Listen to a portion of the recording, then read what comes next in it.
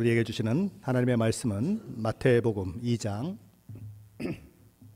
1절부터 6절까지 말씀인데 우리 한 목소리로 같이 봉독하겠습니다.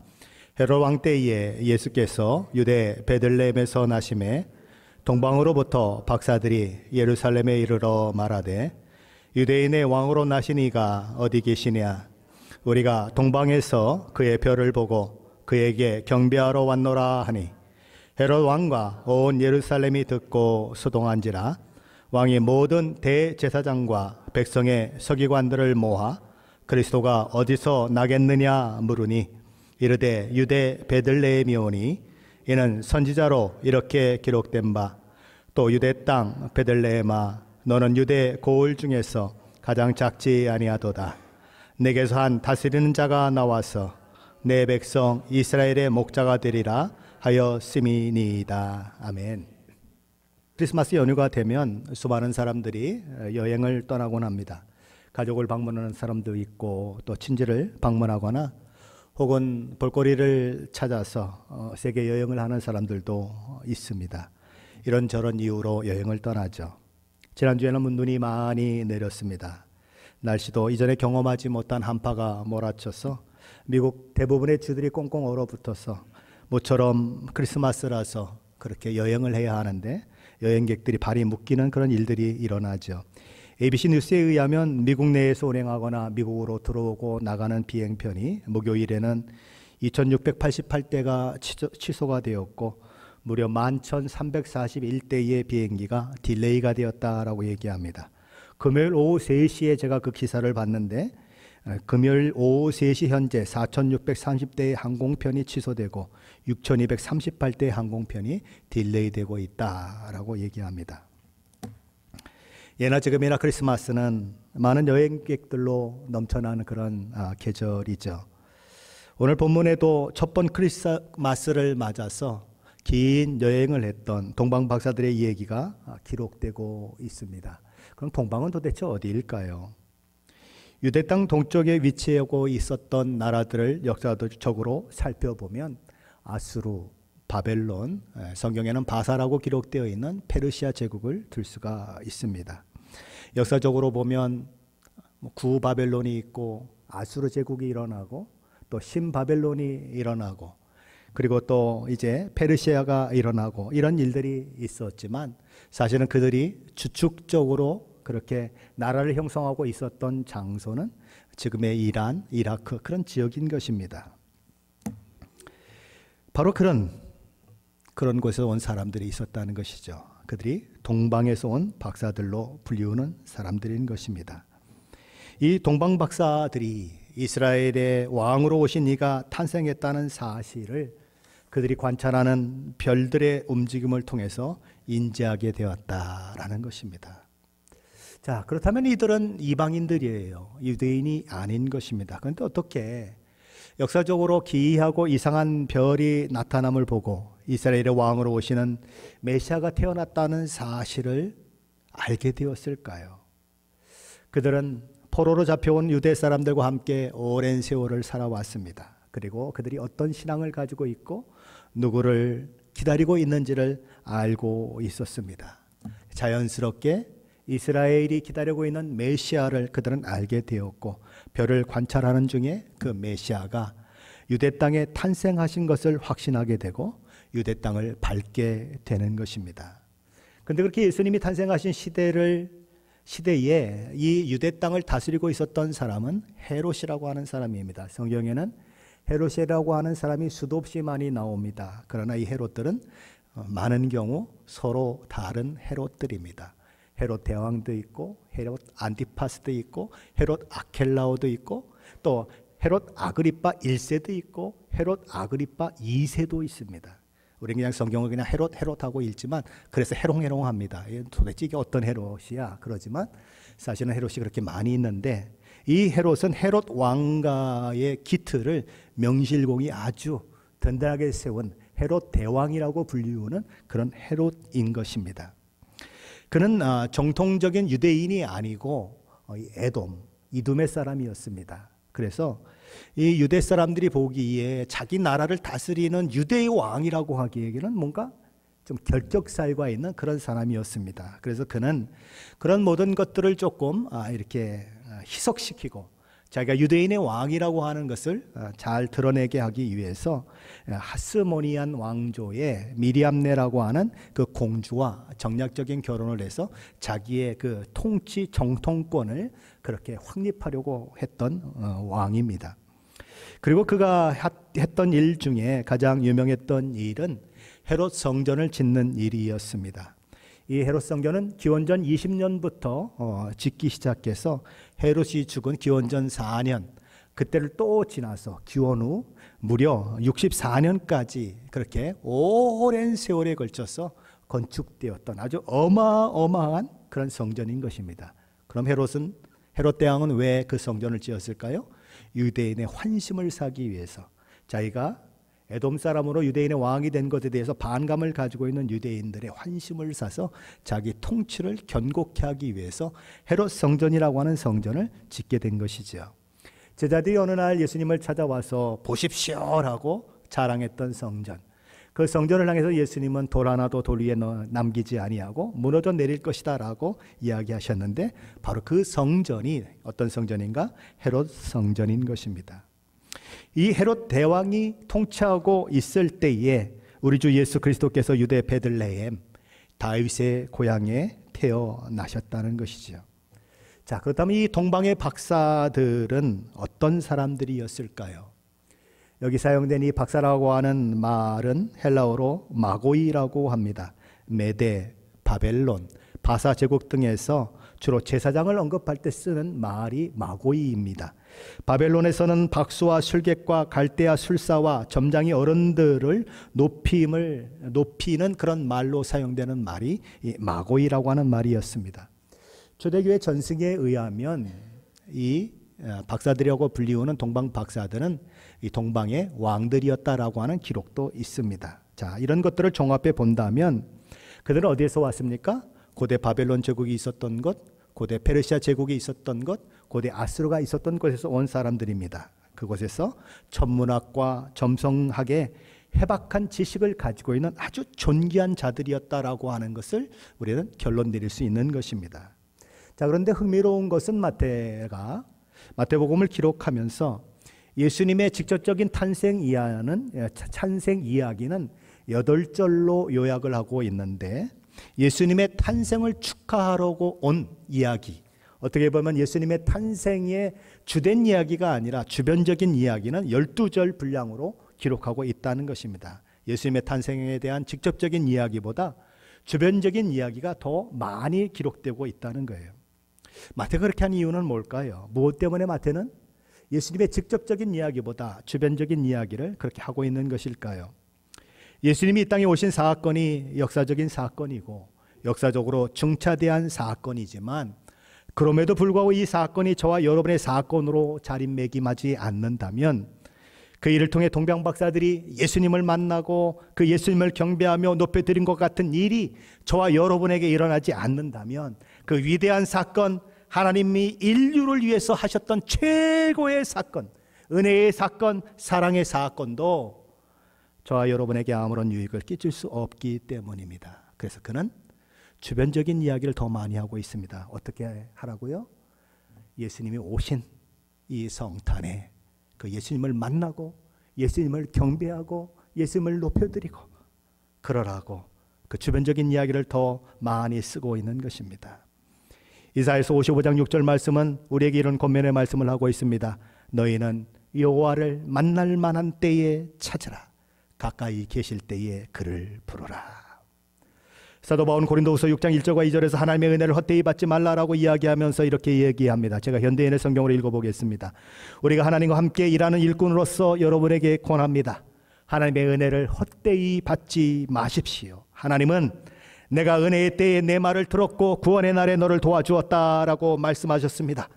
바로 지금이야말로 은혜를 받을 만한 때이며 구원의 날입니다. 우리는 복된 성탄을 맞고 있습니다. 이 복된 성탄에 성탄절에 매몰되지 마시고 성탄절의 주인공이신 예수 그리스도를 만나는 축복이 저와 여러분 가운데 있으기를 간절히 축원합니다. 자, 그렇다면 동방에서 온 박사들은 무엇을 보고 유대인의 왕이 태어난 것을 알았고 무엇을 보고 유대 땅 예루살렘에 오게 되었을까요? 오늘 보면 2절 말씀인데 함께 읽어봅니다. 2절입니다. 유대인의 왕으로 나신 이가 어디 계시냐? 우리가 동방에서 그의 별을 보고 그에게 경배하러 왔노라 하니. 그들은 말합니다. 우리가 동방에서 유대인의 왕으로 나신 이의 별이 나타난 것을 보고 그에게 경배하러 왔습니다. 별이 나타난 것을 확인했고 별이 나타난 것을 발견했고 그 별의 주인공인 우리 주 예수 그리스도께 경배하러 먼 거리를 여행해서 예루살렘에 왔다라고 그들은 이야기하는 것입니다. 에스라서에 보면 에스라가 페르시아 제국으로부터 예루살렘까지 오는데 무려 4개월이 걸렸습니다. 아마 이들도 그 오랜 시간을 여행하고 왔을 것입니다. 오랜 시간 사막과 더위 이런 것들을 다 견디면서 이곳에 왔을 것입니다. 그들은 별을 보고 그렇게 찾아온 것이지요. 그럼 이 별은 어떤 별일까요? 사람들은 이 별에 대해서 관심이 참 많습니다. 어떤 사람은 그냥 진짜 별이다라고 얘기합니다. 어떤 사람은 해성, 커메트라고 얘기합니다. 어떤 사람은 행성, 플래닛이라고 얘기합니다. 어떤 사람은 초신성, 슈퍼노바라고 얘기합니다. 어떤 사람은 그건 별이 아니라 특별한 기적적인 빛이 그날 나타난 것이다 라고 얘기합니다. 또 어떤 사람은 이런 것이다 저런 것이다 이야기합니다. 어떤 것이 맞을까요? 하지만 성경이 이야기하고 있는 것은 주변적인 이야기가 아닌 것입니다. 그것이 어떤 별이든 어떤 현상을 통해서 하나님이 역사하셨던 그 모든 일은 하나님이 주관하셨다. 그리고 우리가 주목해야 하는 것은 그것이 무엇이든 하나님께서 그것을 사용하셔서 동방 박사들에게 예수님의 탄생을 알리셨고 그들로 하여금 그 별을 보고 예루살렘에 오도록 하셨다는 것입니다. 그리고 그들을 통해 이 땅에 태어나신 우리 주 예수 그리스도께 경배를 받으시도록 역사하셨다는 것입니다. 또한 그들로 하여금 그들의 구원자가 되시는 우리 주 예수 그리스도께 나와 은혜를 받도록 역사하셨다는 것입니다. 그것이 핵심이에요. 주변적인 것에 기울일 필요가 없는 것입니다. 하나님께서 이 일을 통해 이 땅에 오신 예수님을 통해 하나님의 구원의 역사가 이제 유대인뿐만 아니라 이 땅에 살고 있는 수많은 민족에게로 구원의 복음이 흘러가도록 역사하셔서 그 일을 행하시는 것입니다. 그 일을 위해 이방인인 동방 박사들이 동원되고 있는 것이지요. 누구든지 예수 믿으면 멸망치 않고 영생을 얻게 하려 하심이라. 유대인이든 이방인이든 지위 고하가 높고 낮든 여자이든 남자이든 나이가 많든 나이가 적든 상관없이 누구든지 우리 주 하나님께서 우리 주 예수 그리스도 안에서 허락하신 그 영광된 구원에 참여할 수 있다라고 하는 사실을 동방 박사들을 통해서 보여주고 계신 것입니다. 예수님이 난 지 40일 만에 율법의 요구를 따라서 결례를 행하기 위해서 예루살렘 성전을 찾는 그런 일이 있었습니다. 물론 예수님은 아직 어리시니까 부모님의 품에 안겨서 그렇게 가셨죠. 그런데 그곳에 시몬이라고 하는 사람이 있었습니다. 그는 주의 나라를 기다리는 사람이었어요. 예수님이 그곳에 오는 것을 보고 그는 예수님을 안고 감격하고 또 감격하면서 하나님이 이렇게 찬양하는 것입니다. 주제여 이제는 말씀하신 대로 종을 평안히 놓아주시는도다. 내 눈이 주의 구원을 보았사오니 이는 만민 앞에 예비하신 것이요 이방을 비추는 빛이요 주의 백성 이스라엘의 영광이니이다. 그는 뭐라고 말합니까? 내 눈이 하나님의 구원을 보았다라고 말합니다. 그러니 하나님 이제 나는 죽어도 여한이 없습니다. 이 일은 만민 앞에 미리 준비된 일이고 자신이 안고 있는 예수님은 이방인의 비추는 빛이시요 또한 주의 백성 이스라엘의 영광입니다라고 선언하는 것입니다.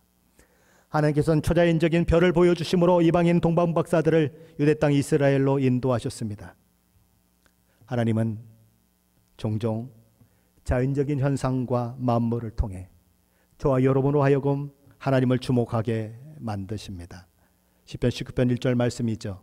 하늘이 하나님의 영광을 선포하고 궁창이 그의 손으로 하신 일을 나타내는도다.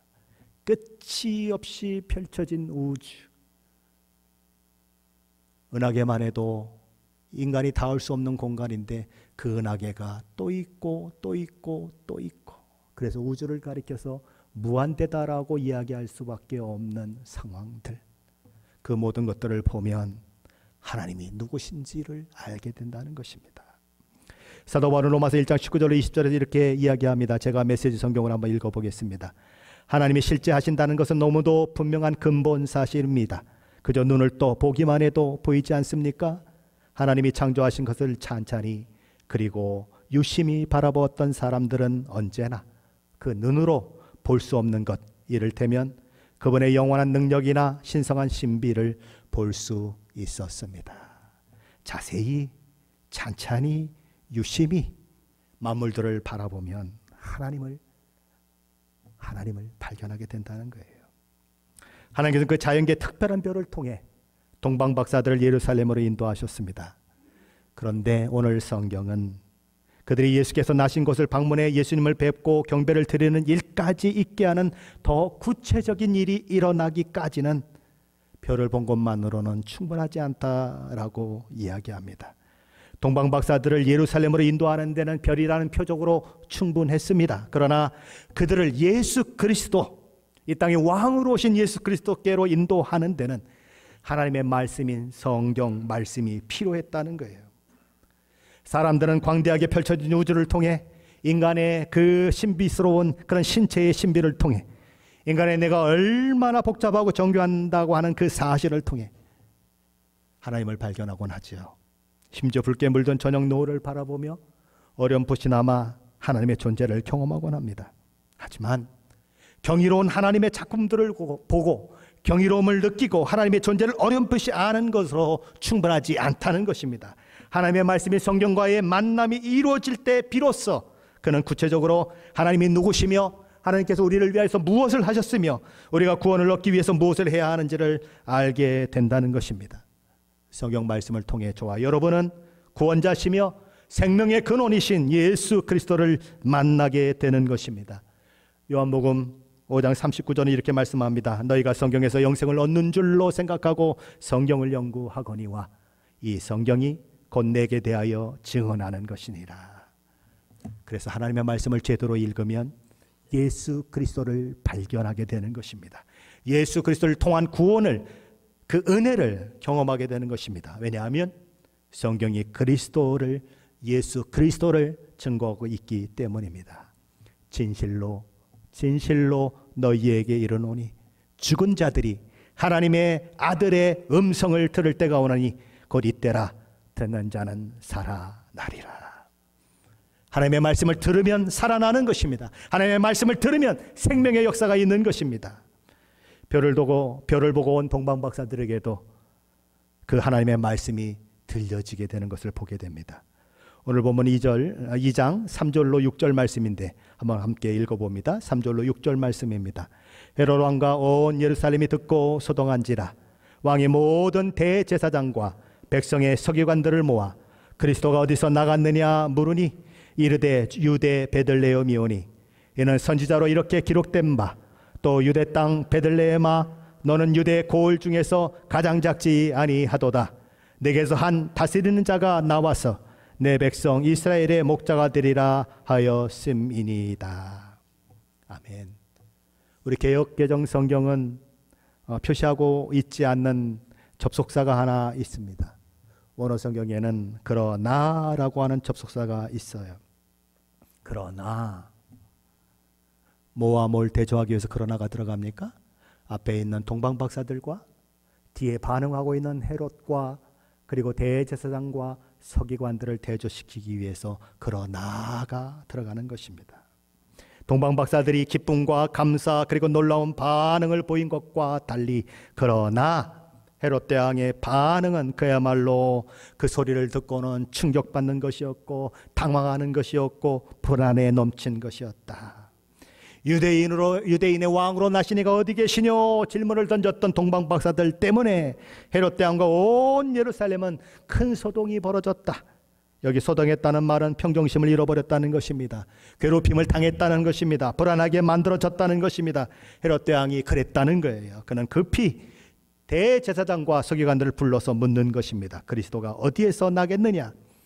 그러자 대제사장과 서기관들은 주저없이 미가서 5장 2절 말씀을 근거로 해서 베들레헴입니다 라고 대답합니다. 베들레헴 에브라다야, 너는 유다 족속 중에 작을지라도 이스라엘을 다스릴 자가 내게로 나올 것이라. 그의 근본은 상고의 영원에 있느니라. 근본이 영원에 있는 사람이 누가 있겠습니까? 근본이 창세 전에 있는 분이 누가 있겠습니까? 하나님밖에 없으시지요. 예수 그리스도의 탄생을 이야기하고 있는 것입니다. 이들이 이같이 즉각적으로 베들레헴이라고 이야기할 수 있는 이유는 어디에 있을까요? 그들이 성경에 박식했다는 것입니다. 메시아의 오심을 늘 기다리고 있었다는 것입니다. 동방박사들은 헤롯 대왕이 소집한 대제사장과 서기관들을 통해 예수님이 오시기 약 700여 년 전에 미가 선지자를 통해서 유대인의 왕이요 메시아이요 온 인류의 구원자로 오시는 예수 그리스도께서 예루살렘으로부터 약 5마일 정도 떨어진 베들레헴에 나실 것이라고 예언되어 있다는 사실을 듣게 되는 것입니다. 그들은 왕이니까 예루살렘에서 태어날 것이라고 생각하고 예루살렘에 들어왔어요. 하지만 예수님은 예루살렘이 아니라 베들레헴에서 태어나셨습니다. 그들은 먼 거리를 예수님을 찾아온 사람들입니다. 예수님이 베들레헴에서 태어나셨다는 소식을 듣고 그들은 얼마나 속히 그것으로 달려가고 싶은 마음이 들었을까요? 하지만 헤롯 대왕은 그들을 놓아주지 않는 것입니다. 마치 형사가 신문을 하듯이 꼬치꼬치 묻는 것입니다. 언제 그 별을 보셨습니까? 당신들이 거기서부터 여기까지 오는데 얼마나 시간이 걸렸습니까? 하나하나 물어보는 것입니다. 그리고는 그 대답들을 다 듣고 나서는 여러분들이 베들레헴에 가서 아기를 발견하고 그 아기께 경배를 드리게 되거든 나에게도 알려주십시오. 어느 지역에 어느 집에서 누구의 아들로 태어났는지 알려주면 나도 그곳에 가서 그 집에서 누구누구의 아들에게 그렇게 경배를 할 것입니다. 그러니 꼭 알려주십시오. 헤롯은 왜 이런 당부를 했을까요? 당황하고 불안해하고 그랬던 헤롯의 모습을 생각한다면, 그리고 그 이후에 베들레헴에 살고 있는 2살 이하의 모든 어린아이들을 다 죽여 없애는 것을 생각한다면 그는 경배하고 싶어서 그런 것이 아니라 왕으로 태어난 예수님을 죽이려고 하는 마음이 있었던 것이지요. 어찌되었던 동방박사들은 그 헤롯 궁정을 빠져나와서 베들레헴으로 향하게 되는 것입니다. 말씀에 기록한 대로 베들레헴을 향하게 되는데, 너무너무 감사한 것은 미가서 예언된 말씀을 듣고 길을 나서자 동방에서 보았던 그 별이 다시 나타났다는 것입니다. 그리고 GPS처럼 길을 인도해 가는 그런 모습들이 있었다는 거죠. 우리 오늘 마태복음 2장 9절로 10절 말씀인데 함께 읽어봅니다. 9절로 10절입니다. 박사들이 왕의 말을 듣고 갈새 동방에서 보던 그 별이 문득 앞서 인도하여 가다가 아기 있는 곳 위에 머물러 서 있는지라. 그들이 별을 보고 매우 크게 기뻐하더라. 우리 성경은 문득이라고 번역을 했지만 사실은 문득이 아니라 보라라고 하는 말로 번역이 돼야 합니다. 여기서는 감탄사, 그걸로 번역을 해야 합니다. 동방에서 보던 그 별이 보라 앞서 인도하여 가다가 아기 있는 곳 위에 머물러 서 있더라, 이렇게 번역을 해야 하는 것입니다. 그들은 그것을 발견하고는 기뻐서 너무 어쩔 줄을 모르는 상황을 만나는 것입니다. 너무너무 기뻐하고 기뻐했다는 거죠. 그리고 거기서 그들은 아기 예수님과 그의 어머니 마리아가 함께 있는 것을 발견하고는 엎드려 아기 예수께 경배하고 왕으로 오신 예수님께 황금과 유황과 모략을 예물로 드렸습니다. 마태복음 2장 11절은 이렇게 말씀합니다. 집에 들어가 아기와 그의 어머니 마리아가 함께 있는 것을 보고 엎드려 아기께 경배하고 보배함을 열어 황금과 유황과 모략을 예물로 드리니라. 그들은 아기 예수께 경배를 드렸습니다. 누추한 집이 예배의 공간으로 바뀌었습니다. 세상 누구도 초라한 곳에서 초라하게 태어난 예수 그리스도에 주목하지 않았지만 그분을 기다렸고 그분을 예배하기를 소원했던 존귀한 동방박사들에 의해서 예수님은 메시아로 온 인류의 왕으로서 경배와 찬양을 받으셨습니다. 오늘 저와 여러분이 함께 읽었던 마태복음 2장 1절로 6절 말씀에는 네 종류의 사람들이 등장합니다. 첫 번째 사람들은 동방박사들입니다. 두 번째 사람은 헤롯 대왕입니다. 세 번째 사람은 그 시대 유대교의 최고 지도자였던 대제사장입니다. 네 번째 사람들은 성경을 필사하고 가르치었던 서기관들입니다. 하지만 이들 중에 예수님의 탄생을 축하하고 경배하고 예배한 인물들은 오직 이방인인 동방박사들 뿐이었습니다. 대제사장과 서기관들은 헤롯 대왕에게 예수님이 태어날 장소를 베들레헴이라고 이야기한 사람들입니다. 그것도 미가서 5장 2절 말씀을 인용해서 그 같은 일은 이미 700여 년 전에 미가 선지자를 통해서 예언된 말씀이라는 사실을 이야기한 사람들입니다. 하지만 그렇게 말씀을 잘 알고 있고 그렇게 말씀을 줄줄 외우고 있었지만 정작 그 말씀에는 반응하지 않았다는 거예요. 성경 말씀을 너무나 잘 알고 있고 외우고 있고 가르칠 수 있는 능력을 가진 사람들이지만 그럼에도 불구하고 그들은 말씀에 반응하지 않았습니다. 그 말씀을 믿고 베들레헴에 찾아가 이 땅에서 왕으로 오신 예수 그리스도를 경배하지 않았습니다. 얼마나 먼데요? 기껏해야 5마일밖에 되지 않습니다. 다리품을 많이 팔 필요도 없습니다. 시간을 많이 낭비할 필요도 없습니다. 그렇다고 가는 길에 위험 요소도 없습니다. 그러나 그들은 가지 않았어요. 예수님은 베들레헴에서 태어납니다 라고 확실하게 얘기할 수 있었지만 가지 않았어요. 갔다면 온 인류 모든 사람을 구원하기 위해서 오신 예수 그리스도, 아기로 오신 예수 그리스도를 그분을 뵌 몇 사람 되지 않는 사람들 중에 포함이 되는 놀라운 특권을 얻을 수 있었는데 그들은 가지 않는 것입니다. 헤롯 대왕은 예루살렘을 포함한 유대 지역을 다스리는 왕이었어요. 하나님이 거하시는 성전을 지은 그런 사람이었어요. 이 메시아가 탄생했다는 소식도 들었고 베들레헴에서 그분이 오셨다는 이야기도 들었지만 그도 또한 예수님을 경배하는 데는 실패했어요. 내가 왕인데 누가 왕이야? 그는 자신 이외에 다른 왕을 인정하고 싶지 않았습니다. 난 내 마음대로 살고 싶은데 내가 왜 예수 그리스도를 왕으로 모셔야 돼? 말도 안 돼, 말도 안 돼. 그는 왕임을 포기하지 않고 오히려 왕으로 오셨다고 하는 예수 그리스도를 죽이려고 했습니다.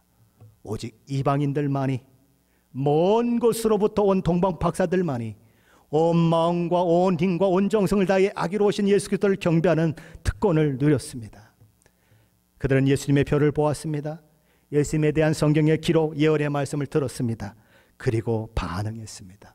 즉각적으로 반응했습니다. 그 결과 드디어 구주로 나신 예수 그리스도를 눈으로 직접 뵙고 환희와 감격 가운데 엎드려 경배하는 특권을 누릴 수 있었습니다. 여러분은 우리 교회 오시는 동안 몇 교회나 들렸다가 우리 교회를 오셨습니까? 어느 교회가 좋을까? 어느 교회가 내 마음에 들까? 교회를 선택할 수 있는 그런 시대를 우리는 살아가고 있습니다. 그러나 과거에는 한 동네에 교회가 없어서 몇 동네를 건너가서 부흥회 하면은 4시간, 5시간을 걸어가서 부흥회 참석해야 하는 그런 시절이 있었어요. 그렇다면 가까이에 조금만 움직이면 찾아올 수 있는 교회가 있는 이 시대를 살고 있는 저와 여러분이 동네에 교회가 없어서 몇 시간씩 걸어가서 눈길을 걸어가서 추위를 걸어가서 예배에 참석하고 하나님을 경배했던 사람보다 더 잘 하나님을 경배하던가요? 여러분은 정말 하나님을 마음을 다해서 경배하고 있나요? 다리품도 얼마 안 팔아도 되고 그냥 따뜻한 차에 타고 그냥 오면 되고 오면 그냥 모든 것이 다 준비되어 있고 따뜻한 바람이 나오고 여름에는 시원한 에어컨이 나오고 뭐 부족한 게 아무것도 없는데 추위 가운데 예배드리는 사람들, 더위 가운데 뻘뻘 땀을 흘리며 예배하는 사람들보다 더 잘 예배를 드리고 있는가요? 하나님께서는 독생자 아들이신 성자 하나님을 우리를 위해 이 땅에 보내셨습니다. 하나님께서 하나님의 사자를 보내셔서 하나님의 아들을 잉태했던 마리아에게도 그와 정혼한 요셉에게도 너희가 아들을 낳으면 그의 이름을 예수라 하라 라고 얘기했습니다. 이는 그가 자기 백성을 그들의 죄에서 구원할 자이심이라. 이는 그가 자기 백성을 그들의 죄에서 구원할 자이심이라. 이 말씀을 들을 때 저와 여러분의 가슴이 떨리지 않습니까? 이는 그가 자기 백성을 그들의 죄에서 구원할 자이심이라. 구원하시려면 우리 주님 자신이 죽어야 합니다. 그것도 처절한 고통으로 몸부림치며 십자가에 죽으셔야 합니다. 그 예수께서 구원자로 오신 날이 바로 성탄절이에요. 성자 하나님이 이제부터 사람이 되어 눈물과 한숨과 고난의 길을 가실 것입니다. 그는 실로 우리의 질고를 지고 우리의 슬픔을 당하였거늘 우리는 생각하기를 그는 징벌을 받아 하나님께 맞으며 고난을 당한다 하였노라. 그가 찔림은 우리의 허물 때문이요 그가 상함은 우리의 죄악 때문이라. 그가 징계를 받음으로 우리는 평화를 누리고 그가 채찍에 맞음으로 우리는 나음을 받았도다. 우리는 다 양 같아서 그릇 행하여 각기 제 길로 갔거늘 여호와께서는 우리 모두의 죄악을 그에게 담당시키셨도다. 그분이 육신을 가지고 오셨기 때문에, 그분이 인간의 몸으로 오셨기 때문에 저와 여러분 대신 맞을 수 있었어요. 저와 여러분 대신에 채찍에 맞고 피 흘릴 수 있으셨어요. 저와 여러분이 당해야 할 징계를 받을 수 있으셨어요. 저와 여러분이 상해야 하는데 그분이 상할 수 있었어요. 저와 여러분이 죽어야 하는데 그분이 죽을 수 있었어요. 성탄은 바로 그런 예수님이 이 땅에 오신 날인 것입니다. 그러니 우리가 어찌 감사 없이, 눈물 없이, 감동 없이, 진실한 표정 없이 하나님을 예배할 수 있겠으며 신앙생활할 수 있겠습니까?